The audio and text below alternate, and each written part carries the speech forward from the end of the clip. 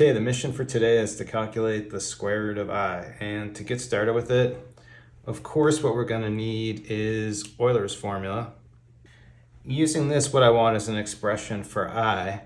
You'll notice if we take this, if our x value is pi over 2, the reason this is going to work for us is because that's going to zero out the cosine.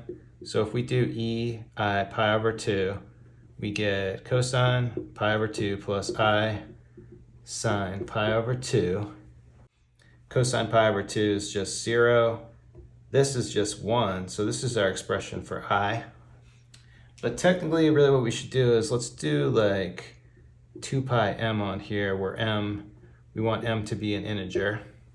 So coming back here, we'll plug this thing in, but we'll include the 2 pi m. So we're going to have, and for the square root, let's write it as a 1/2 power. So I'm going to write this as ei pi over 2 plus 2 pi m, and then we're going to do this all to the 1/2.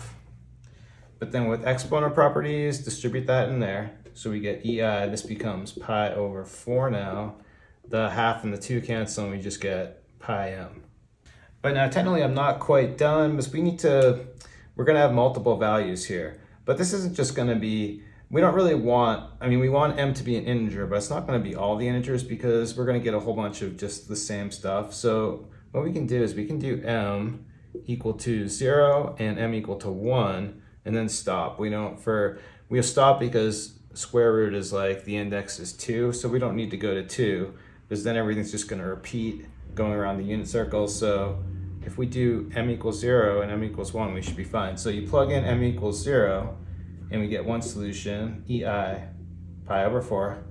You plug in 1, we get ei pi over 4 plus pi.